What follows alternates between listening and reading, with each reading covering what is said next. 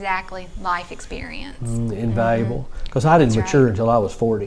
I mean, I didn't figure out, really what I was doing until I hit 40. I think that's a lot of people. That's a lot of people. I don't mind admitting it. My kids were 20 when I finally figured out who Frank was. I mean, but I get why I'm saying that. Greg, they have spent the last 8 weeks putting on a concert series on a Friday.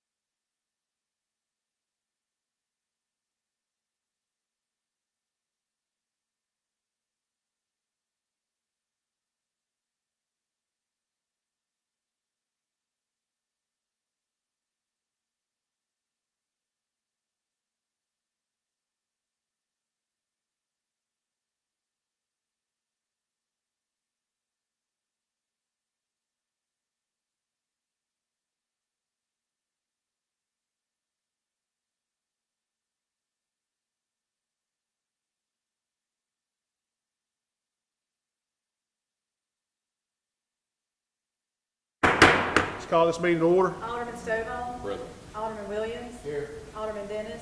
Here. Alderman Steverson. Here. Alderman Boyd. Here. Alderman Knight. Here. Alderman Foster. All right, we're going to have Alderman Foster pray for us this evening.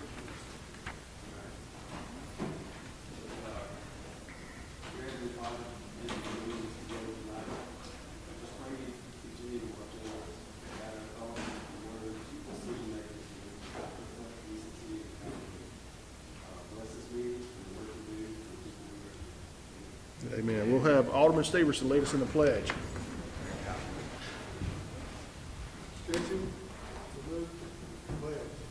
I pledge allegiance to the flag of the United States of America and to the republic for which it stands, one nation, under God, indivisible, with liberty and justice for all.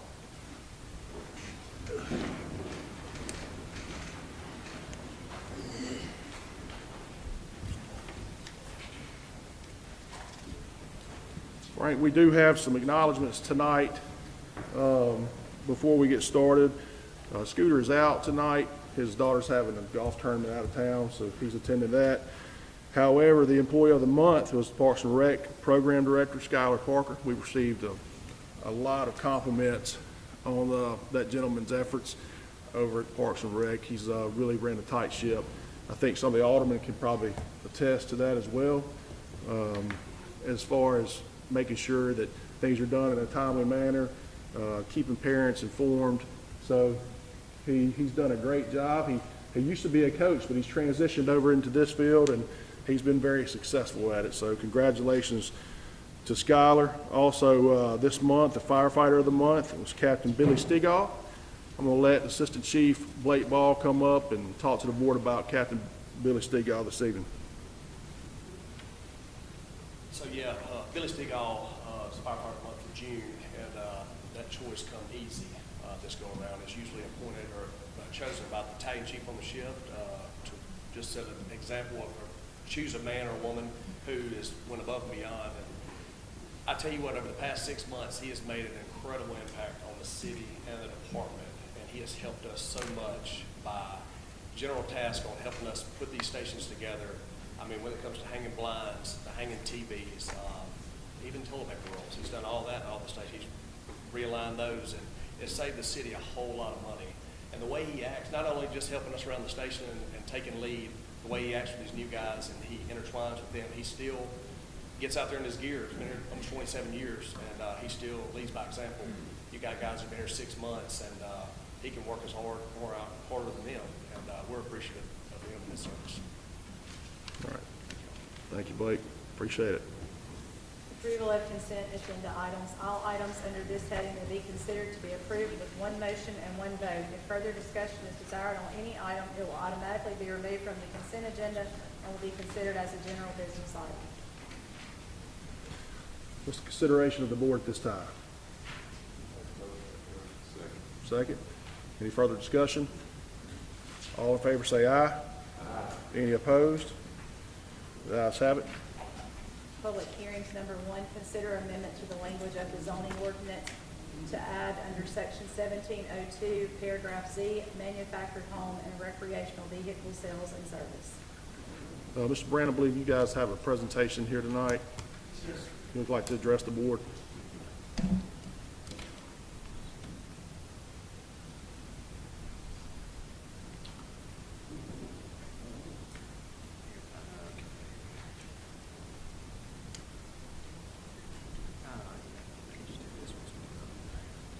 Mayor, Board of Aldermen, thank you for giving us some time today. My name is Nick Ilarakis, and I'm here on behalf of Charles Strickland and Spartan Housing. And the city has proposed an amendment that would allow manufactured housing, home, and retail services to be a conditional use in C2. It is currently a conditional use in C3. And so we just like to give the board and the community a bit of background information on why we think this proposed amendment is a benefit to the city and how it's consistent with the existing character and quality of the area. So I think as it was introduced, the amendment is to add manufactured home and recreational vehicle sales and services to what is a conditional use in C2. And just for a bit of context, you may be asking, well, what else is in C2? What else is a conditional use? And so we list some, but not all of the conditional uses that can be approved in the C2 district. We have service stations, funeral homes, liquor stores, tobacco and vape shops, bail bonds, automobile car sales, lots and dealerships, which is very similar to the manufactured home and recreational vehicle sales, medical cannabis dispensaries, tattoo shops, and there's a lot of different conditional uses that we are seeking to add to. And so you may ask why we're doing this. Well, the proposed amendment is consistent with what's already there, the character, the present, and ongoing uses of other properties on Highway 80. There's a public need for the amended language that we'll talk about. Spartan Homes, if this amendment gets approved, we'll submit a conditional use application. And we'll talk about how Spartan Homes will be an economic driver to the Pearl community and some of the things that Spartan Homes is willing to do for the community, including a neighboring church. And then how the request conforms with the Pearl zoning ordinance and the comprehensive plan. A bit of background in terms of what area that we're talking about. The red dot to the right is 2895 Highway 80 East.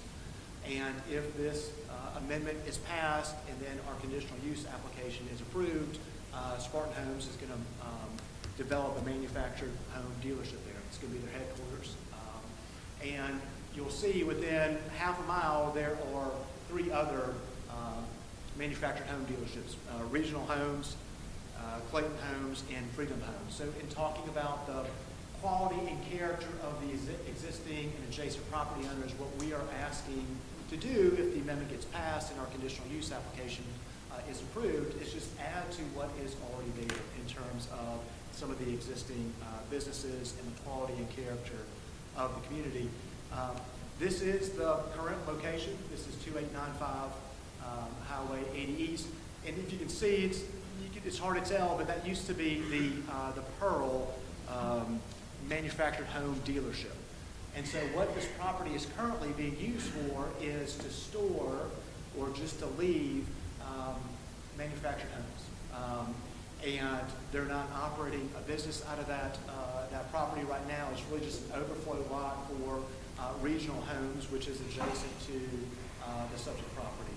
If you drive back there, you'll see that some of those homes have been there for what looks like several years. The landscaping has not been maintained.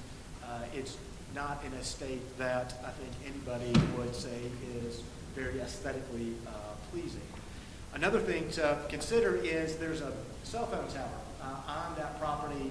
It's a 90-year easement. It really does limit what otherwise could be developed on that property.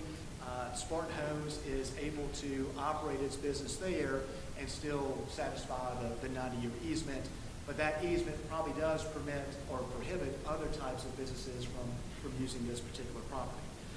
Just as you go down, there's Regional Homes. That is the property adjacent to the 2895 property, and the other manufactured homes that you are familiar, or the manufactured home dealerships that you're familiar with on 280 or on Highway 80. There's also, these are some of the adjacent businesses to us. You have some payday loan places, check cashing places that, while prohibited now, are grandfathered in to the current location. So in terms of what benefit Spartan Homes will bring to the Pearl community if it's allowed a conditional use, it's going to build a brand new store and really utilize that space as its corporate headquarters. It's going to take what is the current use of the property and turn it into something along these lines. It is also going to drive economic benefit in terms of its anticipated sales, the jobs that it's going to bring to the city of Pearl. You know, these are going to be some of the more higher paying jobs within the city of Pearl. When you think that there's 8 to 10 full-time jobs, the payroll will be in excess of $1 million. You can do the math to kind of project what those salaries may be. Sales revenue that will be generated by Spartan Homes is going to try to keep as much of the business and revenue here within the city of Pearl, which will only benefit local contractors and local vendors. And we specify some of the money that we estimate will go to local businesses if the amendment gets passed and our conditional use application is successful. And one of the things that Spartan Homes is most proud of is, if you're familiar with that property, there's an East Flow Church that is located right next to where we propose to develop Spartan Homes. Mr. Strickland and the congregation there at East Flow have developed a great relationship where they are going to donate 1.8 acres of land to East Flow to allow the church to expand. They're kind of landlocked where they are.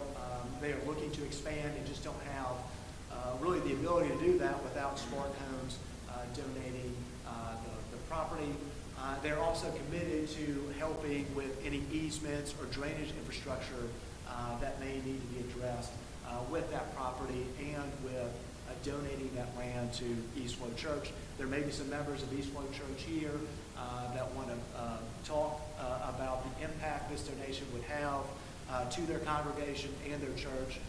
But that is something that Mr. Strickland and the congregation have worked hand in hand in to develop that partnership. In terms of making sure that we are doing what is consistent with the comprehensive plan of the city of Pearl and the notice requirements, the city has put in the paper on May 28th notice, so we've satisfied the 15-day notice requirement. We've provided the city per the ordinance with any property owner within 300 feet. And so to the extent that there are people that have objections from the community or have questions, they've been provided notice not only in the newspaper, but through providing the addresses to the city of anybody within 300 feet. And so we're happy to answer any questions that anyone may have with respect to this proposal. But we want to make sure that what we're asking for is consistent with the Pearl Comprehensive Plan and the economic goals, community goals, transportation, land use goals. I'll hit these very briefly because we've already addressed some of these. You know, one of the economic goals of the comprehensive plan is to promote new commercial and industrial development. And one of the aims of the economic goals is to use underutilized property. And so we've looked at the pictures of what is currently at the subject property and what we intend to develop there if we are allowed to do so. And that is consistent with the economic goals of taking property that is undervalued, underutilized, and turn it into something that will be an economic driver for the city. We mentioned the salaries that Spartan Homes will be providing. This is probably a bit outdated. This is from the 2019 Comprehensive City of Pearl Plan. You know, the jobs and the salaries that Spartan Homes will be bringing to this community will likely pay more than 75% of the jobs that are currently available. So Spartan Homes is intending to bring high-paying, high-quality jobs to the community that currently, as the data from 2019 shows, is just not present currently. Community goals. Spartan Homes is committed to being a community partner, and one of the ways they're doing that is through their donation to Even Flow Church. Another way they're doing that is improving the appeal of the existing property at 2895 Highway 80. In the comprehensive plan from 2019, 70% of Pearl residents said their biggest complaint with the city is neglected lots and just how they're overrun, they're not maintained. And so we saw the picture of what the plot or what the property looks like now and what we intended to look like. And so we feel like we are addressing the needs not only through Community Flow Church, but also through taking a blighted piece of property and developing it into something that the city can be proud of and is more pleasing. And transportation goals, this really doesn't impact transportation. Certainly we're on Highway 80. That is a primary artery. The comprehensive plan from 2019 talks about possibly expanding that to 6 lanes in 2040. It certainly has adequate egress and ingress for what we're asking to do. So there's nothing inconsistent with what adding the amended language to C2 and then allowing Spartan Homes to take over that property. It will not impact transportation in any way. And I think one of the most important things is the comprehensive plan says, all right, well, let's look to our land use goals to make sure that what we're doing in terms of amendments are consistent. One of the main goals of the land use goals is to promote development of well-designed, attractive commercial uses in areas of Pearl. And if you look, so the 2024 land use plan designates our current property as heavy industrial commercial use, which means it is open to any commercial use. And so everything else around it is, the land use is designated differently, but the purple area is where our property is located. And according to the 2024 land use plan, that is designated as, let me make sure I get the right language, high intensity commercial. This classification is appropriate for all commercial activities and encompasses all types of commercial uses, including outdoor commercial activities. So the amendment, if passed, and then Spartan Homes, if allowed through a conditional use, is very consistent with the land use plan and the current designation of that property. I know y'all are very familiar with that property, and I know the city's had conversations with Mr. Strickland. I appreciate having the opportunity to speak to Mr. Foy. This property is in his district. It's my understanding that he is in favor of the amendment, and certainly today all we're asking for is the amendment. We would follow the notice procedures for submitting a conditional use application at a later date. Happy to answer any questions that mayor, the board, or the community has on this proposed language and our plans for this property if the amendment gets passed. Does the board have any questions? If not, you said that you have people in the audience that would like to address the board. So, well, I said I know there's some folks from Even Flow Church. I wanted to give them the opportunity. Right. If they did, I don't want to compel them. Yeah. That's right. I'm not saying compel them. I'm just saying I want to make sure that they have the opportunity as well. So, at this portion of time, if somebody wants to speak on behalf of the amendment, then this would be the time to do so.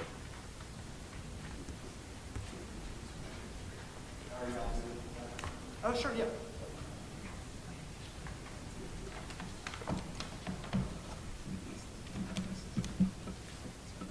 Board, Mayor, it's good to see y'all tonight.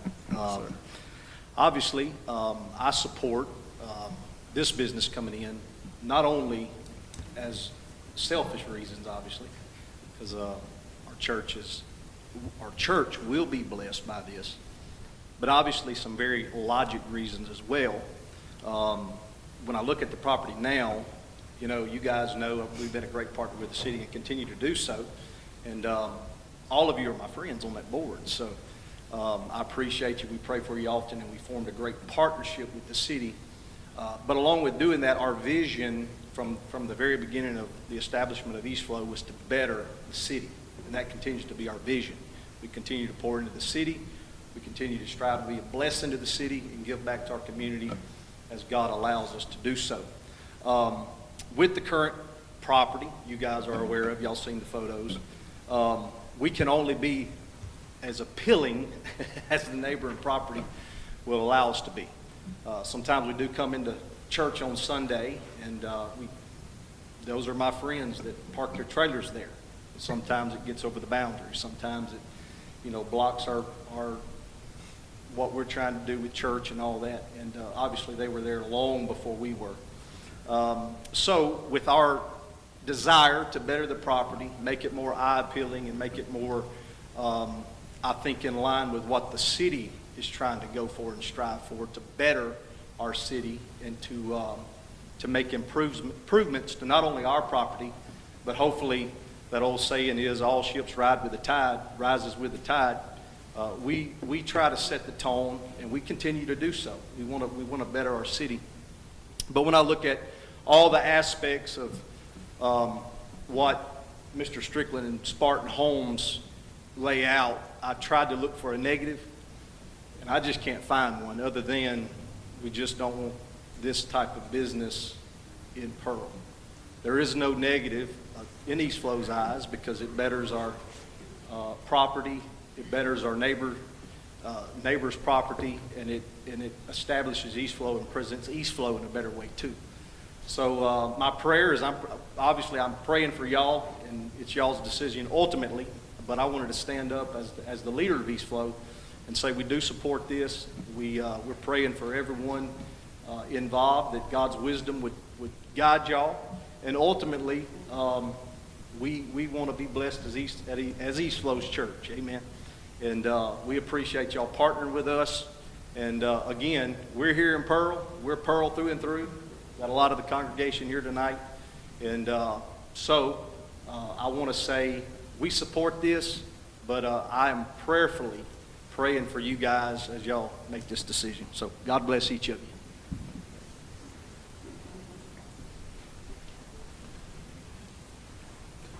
Is there anyone else at this time who would like to approach the podium?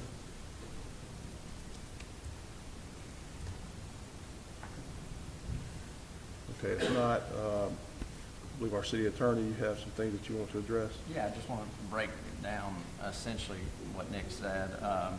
And you went into a couple things. The first being the main question that the board's considering now is obviously the amendment to the language. And you went into the conditional use as a hypothetical, right?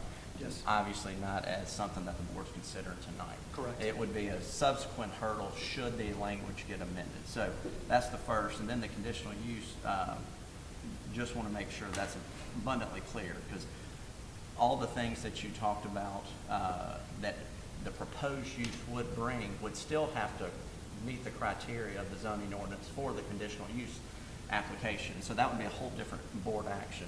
So the main thing they're getting into tonight is whether or not it is consistent with what the C2 corridor is zoned as, right?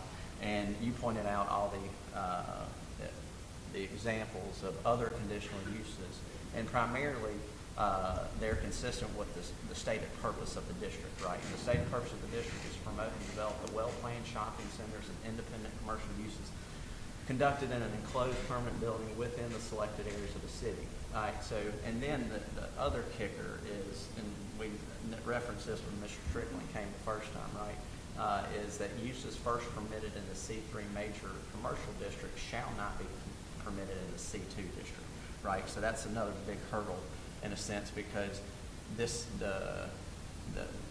is zoned, it's contemplated, the manufactured home sales are contemplated in C3. And so this amendment would then, if this was included, it would contradict the stated purpose, or inside the stated purpose of the C2.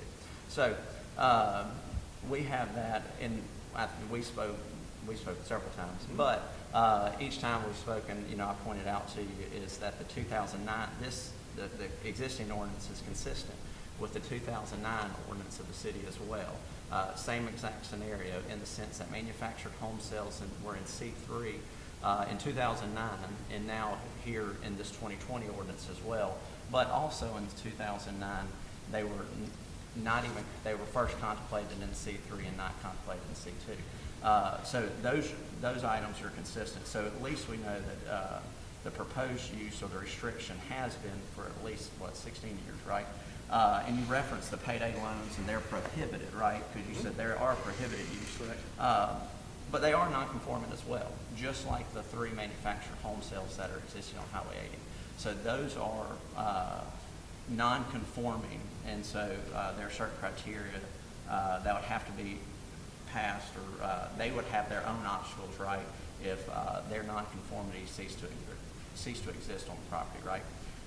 So that same restriction, though, would apply just like on payday loans, because you referenced them. That same restriction would apply on the non-conforming payday loans, just like it would apply to the non-conforming manufactured existing, right? But they were there before, right? So the proposed would be contrary to what is existing, at least been existing since 2009. So we know that. And I also referenced to you, we rely upon CMPD to give a recommendation to the city. And Graves is the city's planner, and she was here at a work session 2 times ago, and I referenced that to you as well. And she addressed both of these, and I say both. The second question would be just the rezoning in general, which would be the next agenda item, but nonetheless, she referenced this as well and said that it would contradict the stated purpose of the C2 corridor, and it would be contrary because it is contemplated in the C3. So we have that, and I've also mentioned to you in the past, because you relied upon the comp plan as well, and you noted, let me see, you referenced the outdated comp plan, that's what you said, I think, is you said, hey, the comp plan's from 2019, the numbers. The data, yeah. not the overall goals and objectives. No doubt.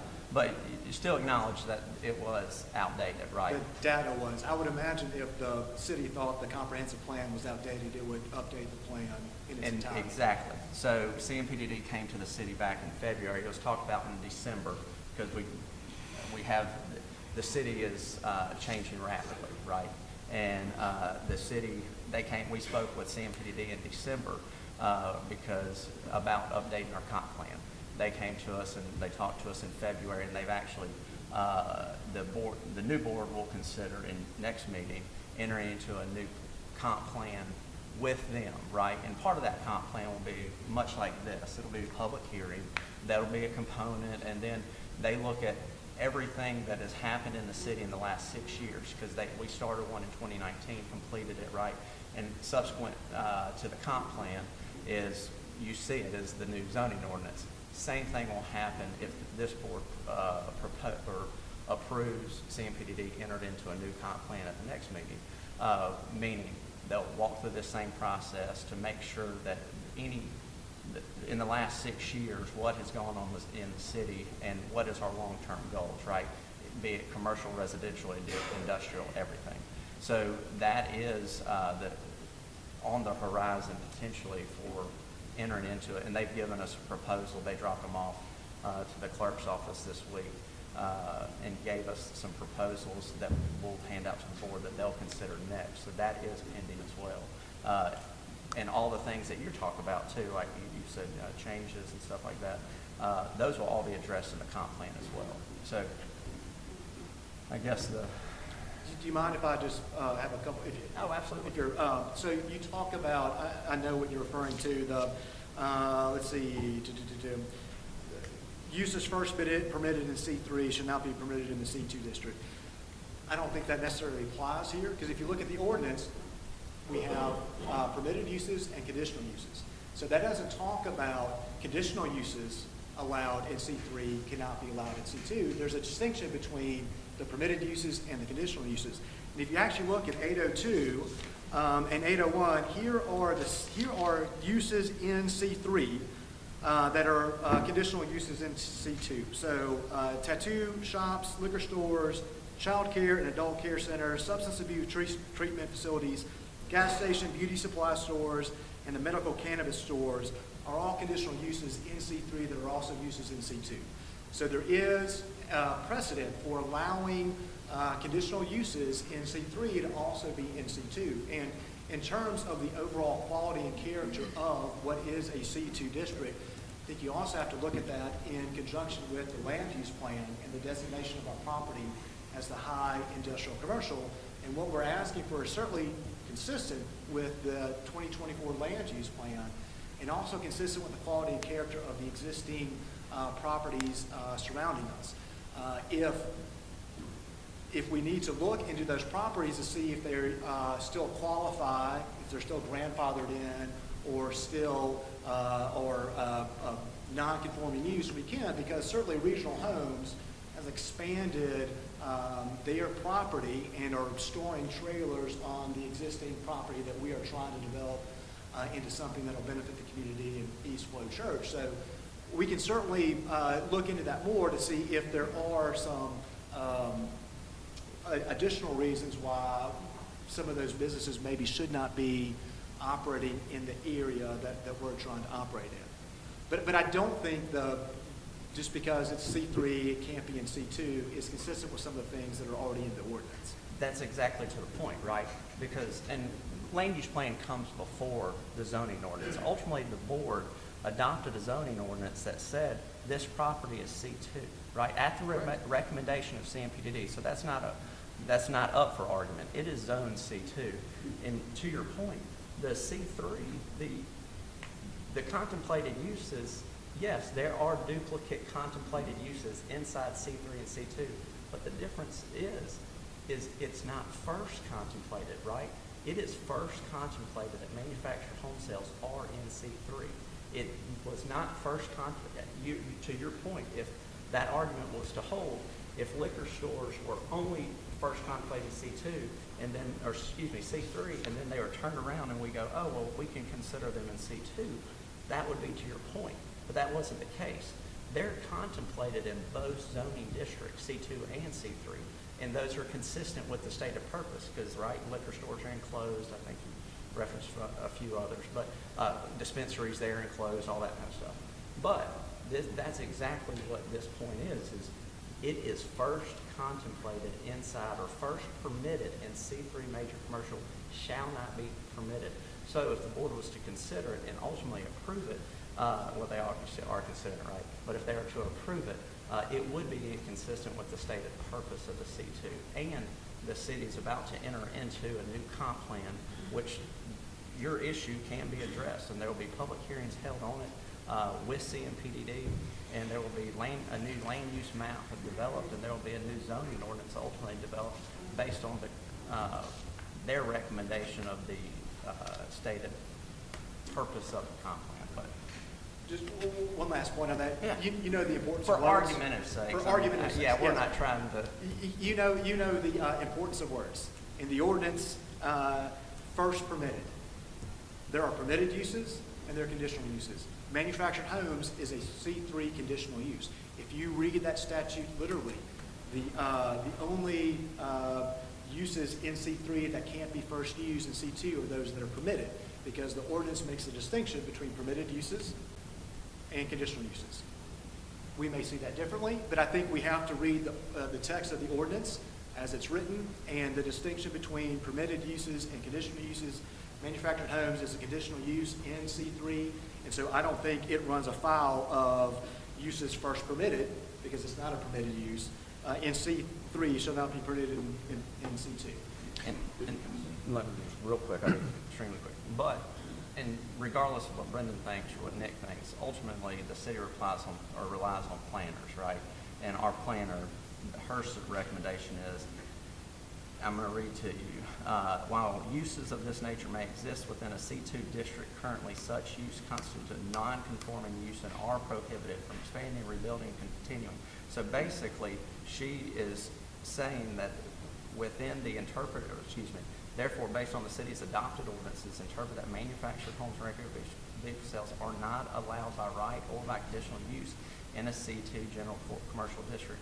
So it's their recommendation, regardless of what my interpretation is, or ultimately yours, right? The city has planners, and the planner recommends that it would be inconsistent. And I mean, for argument's sake, that's not my position with you, because we've had many fruitful conversations in the past few weeks, but ultimately that's what the planner's recommendation is. It would be inconsistent. Very much so. I think that Nick has had anything, David, is something you want to say? I don't know, I may have to have a Matt Court reporter to read back a few things to me. It's the beauty of having one. That's an awful lot of words we've said tonight. Nick, I do want to make sure I understand one point that you just made is that, excuse me, one point that you just made is that because mobile home sales is a conditional use in C3, then it is not prohibited in the language contained in that provision in the ordinance regarding C2. Is that right? Correct. Okay. If that's correct, why are you not now seeking a conditional use tonight, but are instead seeking to add the mobile homes as a permitted use or conditional use under C2? Well, Mr. Strickland started this process several months ago, and that was his interpretation. He was going to seek a conditional use application. He actually filed one with the city, and he can speak to the extent that I get some of this background wrong. This is before he and I met. He was told that wasn't the proper method to go forward. And so, look, I think we don't need to amend the language, that there's a catch-all in C2 conditional use that in the board's discretion, for good reason, they can allow what we are asking to under that catch-all exception. So he tried the conditional use application, was told that there was a different way that he needed to go, and that's why we are here now. Again, I think the ordinance does give, in the discretion of the board, the ability to allow Spartan Homes to come in and do what it wants under the catch-all provision in the board's discretion. Is the catch-all provision you're referencing, what is that, section 1701H, where it reads, any other use which the mayor and board of aldermen determine to be of the same character and nature? Correct. It would be 1702Y.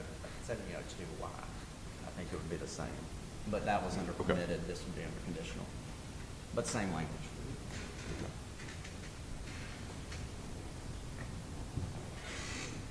Which should still be inconsistent with the stated purpose of C2, right? So, yes, nonetheless. Okay. The question for us tonight, though, is to consider amending the language of the zoning ordinance C2 to allow the mobile home trailer sales under what, a conditional use? Under conditional, it would add it as an added Z, right? And it would add a conditional use to 1702. Okay. So in doing so, that means mobile home sales would be allowed in all of C2. So that would be from Pearson Road all the way to Pirate Cove and various other parts of the city too, right? As a conditional use. As a conditional If use. approved. But, still, we would have to come back before you in 15 days' time, 30 days' time, and satisfy the requirements of a conditional use. So you would still have the ability to say no to us or to anybody else who is trying to use that conditional use, maybe in an area of C2 that is not as consistent in the quality and character of our subject property. I mean, you can certainly see from Mr. Strickland's point of view, whether it's grandfathered in or what have you, when we look up and down Highway 80 and we see 4 or 5 manufactured homes, and we have the subject property that we are trying to improve to bring value to the community, it's hard from a business standpoint to say, wow, why can't we do this when we have all of our adjacent neighbors operating the same business? We just want the same opportunity. And oh, by the way, look at how we're going to benefit the community with Eastwood Church, with making this the corporate headquarters for Spartan Homes to bring these jobs and revenue to the city. So yes, to your point, C2, there's a lot of zones, C2 zone land throughout Pearl, but is that C2 the same quality and character of the subject property we're talking about on Highway 80? It's likely not. And again, the board would always have the ability to deny a conditional use application, whether it's under that provision or any other. So the board still has the ability to manage where those manufactured home dealerships go. And I am curious too. I know there's been a little bit of bouncing back and forth between the changing the ordinance and then conditional use. And I think for purposes of our discussion, it's can all be considered at least while we talk about it. But how many other mobile home trailer sales locations are in the city of Pearl? Outside of the Highway 80 corridor? Mm-hmm. I do not know the answer to that. How many are nearby or adjacent to this property? Well, I think in what we showed, there's 4 that are within half a mile of the subject property. Is oversaturation a concern that this board should be looking at as well? I don't believe so. I mean, certainly I think to some extent we have to defer to the expertise of Mr. Strickland and Spartan Homes. I don't think they would put a dealership and invest the type of money they're going to invest in an area where they didn't think would generate revenue. And competition is good. I mean, we could drive down any street and see gas station after gas station after gas station, taco place after Mexican place after pizza place. And so I don't think that is a concern. Certainly, if the market decides that there's too many mobile homes, dealerships, then the market will dictate that. But I don't think that is a reason to prevent Mr. Strickland from, trying to operate the business that he thinks is best placed at Highway 80. I think we can all agree that we fill up our gas tanks once or twice a day, and we certainly eat at least a couple meals every day, but we don't buy a home every day. As the community expands and as new businesses come to Pearl and the surrounding communities, Spartan Homes is building high-quality single-family and double-family, or single-family or family housing that I think will be of great need and great value to the city. And how many parts of the city allow for those types of homes? There's certainly some. I don't know the exact number. I mean, there is. I think your question is assuming that only Pearl constituents provide this. No, to his point, I think his point was that it would be of service to the citizens of Pearl, in particular, that they would be the customers. Well, tax revenue, certainly, whether it is somebody who lives in Pearl or somebody who lives in Brandon, because Spartan Homes has a higher quality product than others. But the Freedom Homes may disagree. I don't know. Well, you know what? And the great thing is, the market decides that. And so we're just asking the opportunity to let the market and the city of Pearl decide whether they want to buy from one or the other. But I do know the zoning ordinance and the land use plan have dedicated space in Pearl for manufactured home parks. And so there's certainly areas within the city where those homes can be used. All right, I just want to make, do you have something, Kyle? Where's Spartan Homes now, or is it new? No, so they have 2 other locations in Mississippi. They have one in Gulfport, one in Meridian, and an office in Alabama.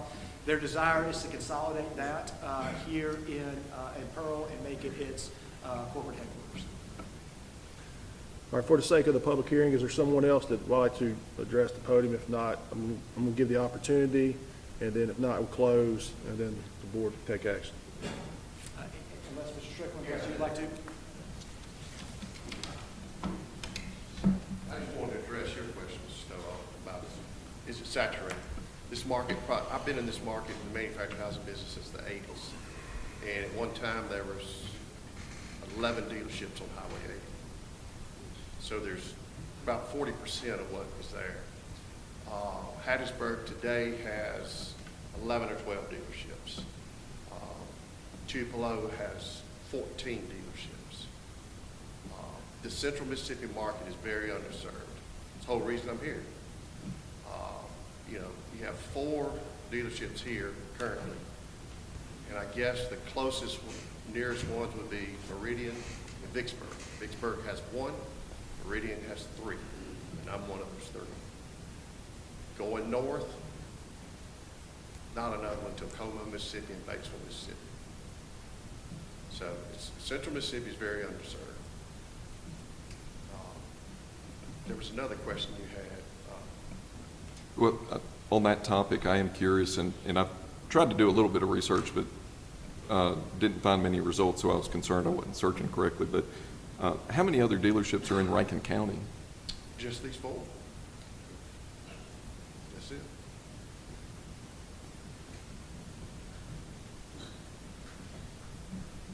There's something else you want to address the board with, Mr. No, Strickland? there's not, unless you have a question for me. No, we had somebody else in the audience that did want to come up, I believe. This gentleman raised his hand.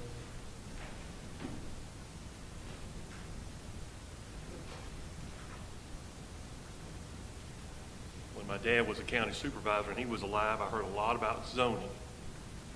And he didn't want motorhomes, and he didn't want check for cash places. He would run you off if you were trying to sell a puppy on the side of the road. He would get you out of there. And so I completely understand those issues.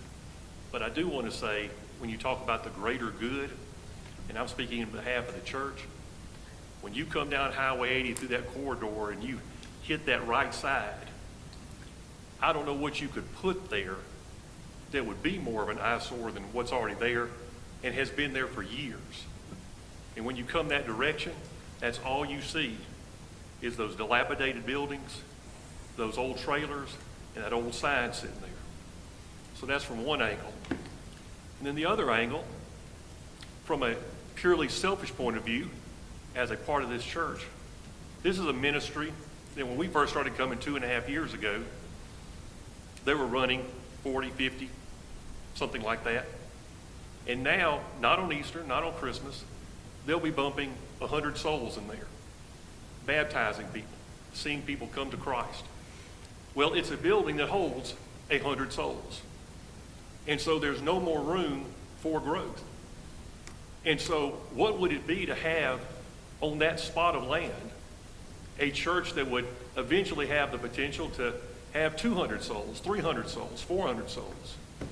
You and I have seen lots of movies where people have a vote at a city council and somebody says something or does something and all the votes miraculously change.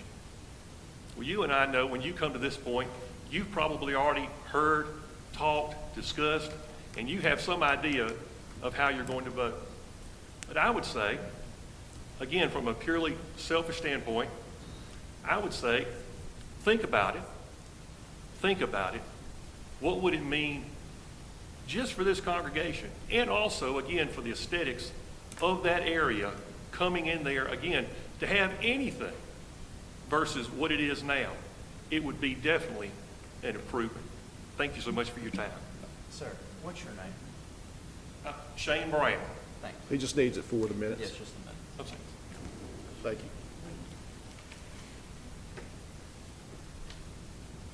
All right, this time I will close the public hearing, and I will ask the pleasure of the board on the consider amendment to the language of the zoning ordinance. Is there a motion to approve?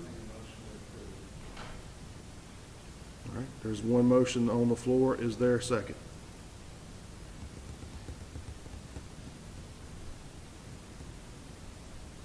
All right, it failed due to second motion.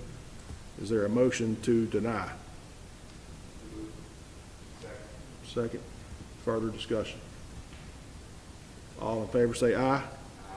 Any opposed? No. The ayes have it. Moving on to item 2, Madam Clerk. Consider the request to rezone 2895 Highway 80 East from C2 to C3. We're going to withdraw that request, at least for this time. We may bring it up another day, but we'll withdraw it at this time. Okay, thank you, sir. Number 3, consider request by Terrence Lott for a conditional use permit to allow him to continue the operation of the trampoline park at 422 Riverwind Drive. Brad, if I could get you to approach the podium and address the board. Mr. Lott, just hold what you got right there.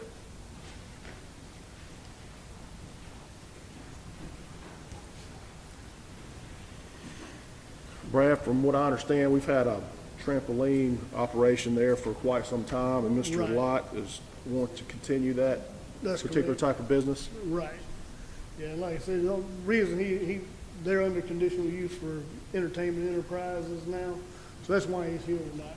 So, like I say, and this is existing, been a successful business over there this whole time, so I would recommend continuing the use. Yeah. All right. Is there a second? All right, discussion. Anyone here to speak in opposition of it? Continuing as a trampoline park? If not, all in favor say aye. Aye. Any opposed? The ayes have it. Have a good evening, sir. All right, thank you, Mayor. Yes, sir. Board, I wanted to say thanks. And first, I want to introduce myself, too. I'm Terrence Lott. Of course, you knew my name, but this is my wife, Jennifer. Hey, Jennifer. We're also the owners of Spinners. I don't know if any of y'all have ever been Yeah. to our facilities there, but in there in Florence. But we always want to come and people see our face of who we are. And the reason we're interested in taking over the launch, obviously the lease and the franchise tag is running out on them. The guy that owns it already moved to Seattle, so he's got his family member running it, and he's wanting to move. And you know, in our type of business, if somebody doesn't take it and have a person who owns it and has an interest in it right there with it every day, they go down pretty quick. So for us, yeah, we live in Pearl. We have a Pearl address. So for us, I looked at the building and it was kind of like, I hate to see that go down. And we have good employees, and our goal is to put some of our local people here and keep it nice and make it nicer than what it is. And we look forward to working with you guys. Yeah, I was going to say, just on behalf of the city, we appreciate the investment. We appreciate you guys taking that initiative, and y'all have a successful business. I've heard nothing but compliments about Spinner, so I assume that will be the same type of reputation that you guys will obtain there at the Trampoline Park in Pearl, so thank you again. If you need anything from myself or this board, we certainly try to help in any way. All right, Thank you, guys. Thank you. Number 4, consider request by Terry Kraft for a variance to build a metal commercial building at 107 Legacy Park Drive.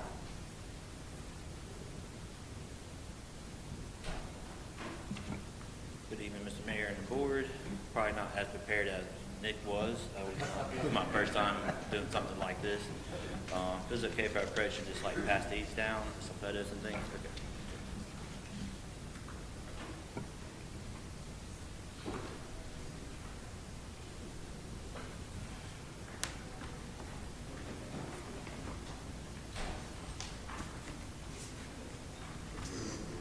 If I was aware that there were TVs I could have used, I would have been more prepared that way. The first set of photos I showed y'all is at 107 Legacy Park Drive, which is by Jackson Trailer, Flying J, the Goodyear. I bought that lot in March, unaware of the new building standard policies of Pearl. I grew up here, graduated from here.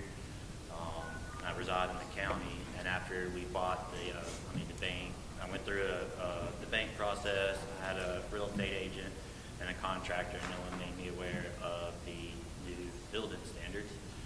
I'm asking for a variance to build this metal building. The second set are the temporary blueprints I have now. There needs to be a change, so they're only temporary. Next to us is we have Flying J. On one side of my lot, I am obscured by swampland. The other side of the lot is just open lots that have been for sale for years, and it's the interstate. To the other side, we're obscured by Jackson Truck and Trailer, a lot that they use for their broken down semi-trailers, and in front of us would be a frontage road that is also obscured by vegetation between us and Highway 80. And I'm asking if we can build the metal building that y'all see there without having to put a full brick around it, because I will not build it for them. I put my whole personal savings into buying this lot and getting the building construction loan into getting this done. I do believe that the building we're building, even though it's as simple as just a regular metal building, is looks a lot better than what's already there. And like I said, when I was there looking at it, I would never thought that it would be a problem, because there are broken down semi-trailers across the street. There's street signs with vegetation covering up the stop sign you can't see anymore. Goodyear has all their tires in the parking lot. And we're also obscured from like any normal everyday person coming in there. It's just mostly think the business to business sales. Mr. Kraft, I think the main issue here is that it's C3, it's outside storage, but if you're building a metal building, then that's where the variance comes into place. Yeah, So that's it's it. the It's metallic not that- ordinance, yeah. So just the variance on the metal building itself. And I think, Brad, have you had some type of conversation just the front of the building? Yeah, like I And say, not- like we were saying, the architect review board, they might require a different ephes on the front, something like that, You're asking for a variance for the whole metal building itself, But the architect review board may require you to put something on the front, brick, stucco, that sort of thing, Is that something like they're asking for what I would talk to figure out like to what extent they would want that? Well, I can put you in touch with Jamie Ware. He's head of our architect review board. Okay. I can get you in touch with him. And, yeah, And we understand the character of the area, but however, Right. for the city of Pearl and for our requirements, it's an opportunity on the front end when you have a newly constructed building to provide some additional architectural standards at that Yeah. point. So we're not prohibited. I don't think the board, we hadn't voted yet, and I don't vote unless it's a tie break, but I don't think the board is opposed to your business being there. Right. So, Brad, you have anything to add? What's Yeah, your like I say, recommendation? I would recommend approving, so. All right, two motions on the floor. Further discussion? Anybody want to speak in opposition to this time? If not, all in favor say aye. Any opposed? The ayes have it. Here's your documentation, sir. Thank y'all for your time. Public hearings 21-19-11, determine whether or not the owners in those certain parcels of real property which are listed herein are in such a condition or state as to be unsightly and unkept or otherwise a menace to the public health and safety of the community, and therefore prohibited pursuant to Chapter 24 of the Code of Ordinances of the City of Pearl, Mississippi, and Section 21-19-11 of the Mississippi Code of 1972 as amended. Number 5, Johnny Jenkins Estate, located at 120 Jenkins Quarters, Pearl, Rankin County, Mississippi, 39208. Is there anyone to speak on behalf of 120 Jenkins Quarter?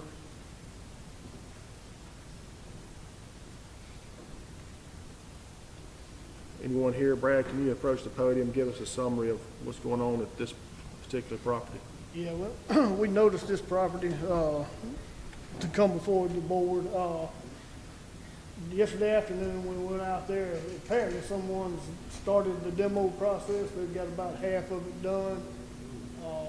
Imagine rain has probably been catching them. But like I say, as far as my recommendation, I'd recommend adjudicating tonight and then allowing another 45 days. Just staying consistent with the 45 days to have it demoed. Okay. So that is consistent with what we've done in the past and how we've handled these public hearings, to be fair. Y'all have heard the recommendation of the building official. Is there a motion? Second. Is there anyone here to speak in opposition? If not, all in favor say aye. Any opposed? The ayes have it.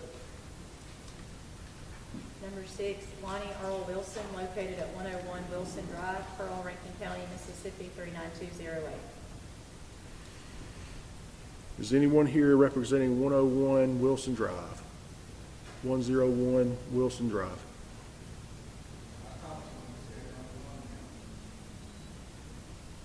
I think we've probably established the proper notification.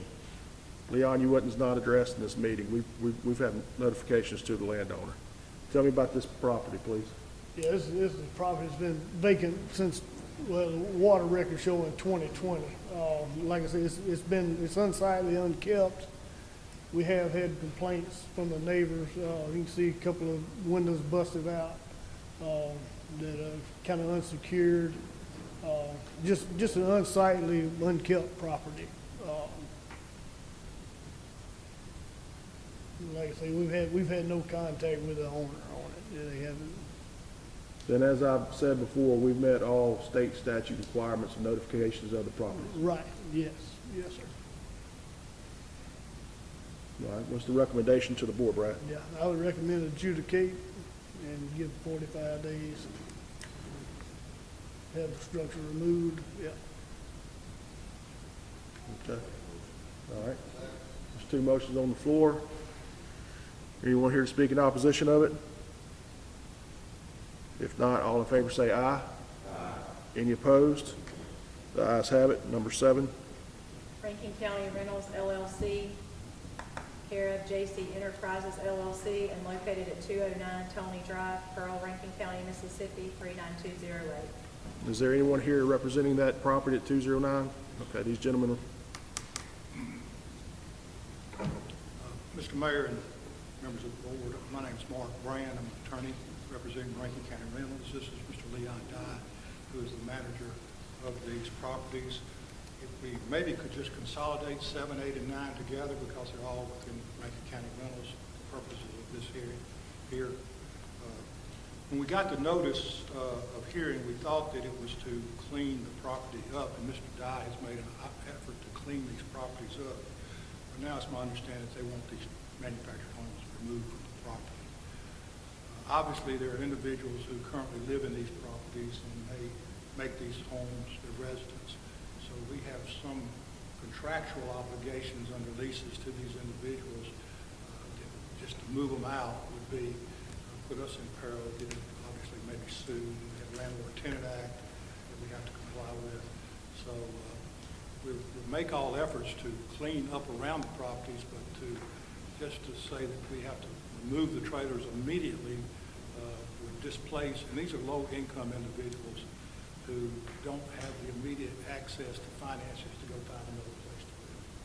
So it would displace these individuals in these properties. So we're here to answer questions. Mr. Dye has made efforts to have the property cleaned up and to repair some of the properties. But that's where we are here today with our tenants. Yeah, I understand. We've been in here to discuss these properties before, I believe, and there is an issue of conformity, continuation of conformity to coming into the board. Brad, are they conforming now? Not maintenance? No, sir. No, sir.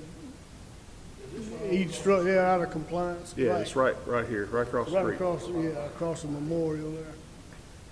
Yeah, like I say, I don't mean no disrespect, but I mean, if we wouldn't have sent you this, none of these repairs would have been made.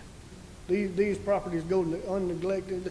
They're constantly having, to send tenants letters to clean up their property, and which is, I don't know how often you visit the properties, I don't know, but like I say, I mean, like I say, the repairs. What is that yellow? Is that power? No, I don't want to do the wire. Like an extension cord. No, that's the So where do you live at?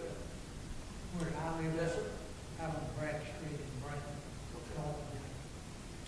But the workmanship to the repairs that are made when we recommend something need to be fixed, we just patch it. See what I'm talking about? See the wood on the side just to close in a spot. I mean, the repairs aren't being done properly.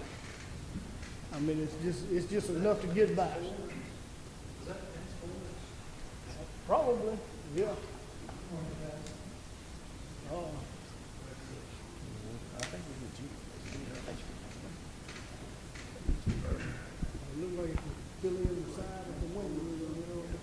I think the board's looking for consistency, Mr. Dye. We try to be fair. We have, when we adjudicate properties, usually the recommendation is 45 days, right, Brad? That's what you usually get provided to the board.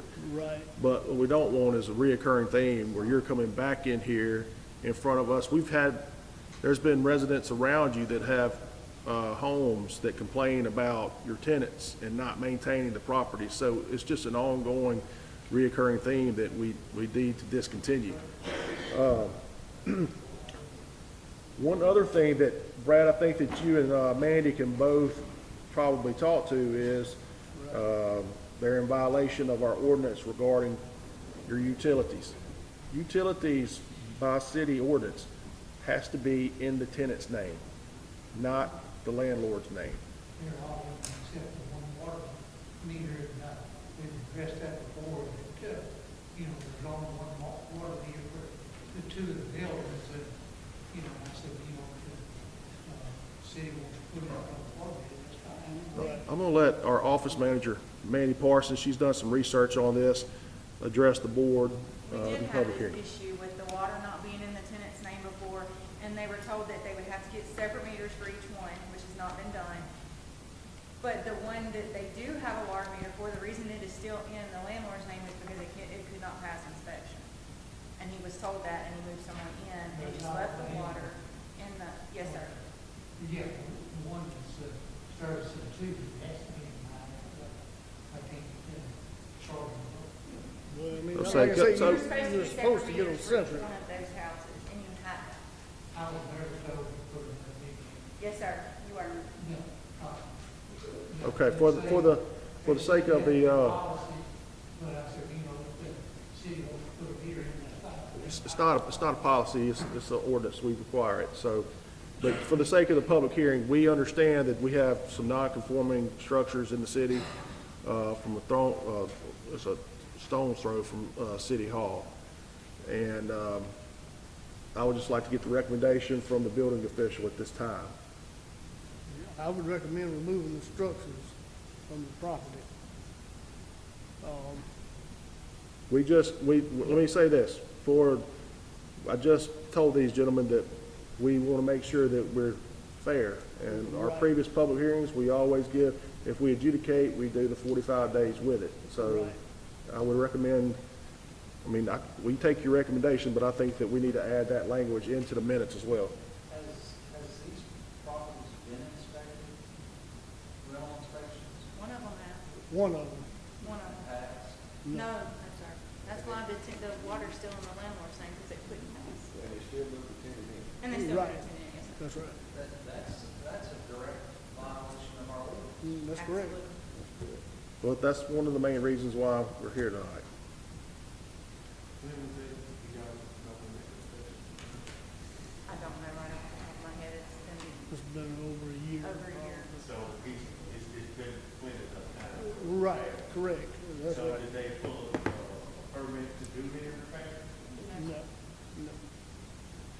no. Like I say, you know, none of what you see workmanship wise that repaired would never have happened if we hadn't have gotten to this point. Mayor, can I have a clarification?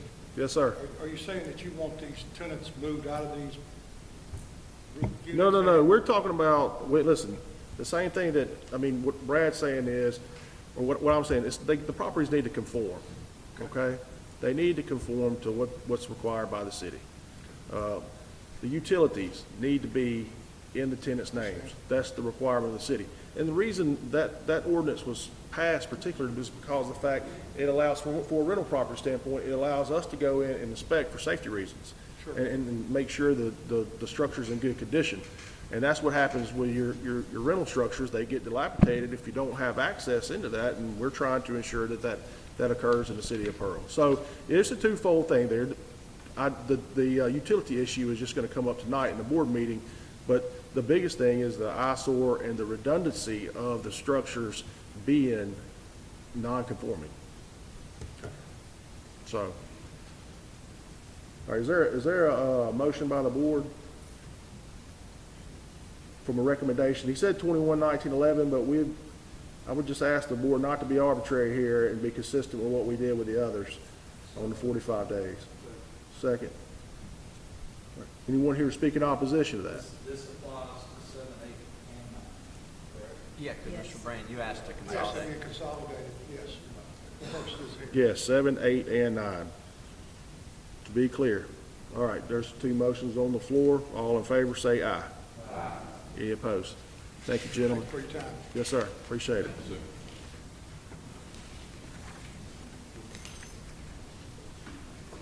All right, so we handled all those public hearings. We will move into the adjournment process at this time. I think that it's been a tough couple of weeks for the city of Pearl. We've lost some long-standing citizens here. I think that Miss Ishii, she was an educator here, the principal for many years. Also, Miss Billy Arnold, she also was affiliated with the school district. And also Ed Rogers was a school teacher before he started his insurance business. So all these people made a huge impact on many lives and really invested in a lot of people within our community. So our thoughts and prayers go out to those families, and as always, we ask for peace in their lives through our Lord Christ Savior. So with that being said, I would consider a motion to adjourn in these folks' names. All right, there's two motions on the floor. All in favor say aye. Aye. Any opposed? This meeting is adjourned.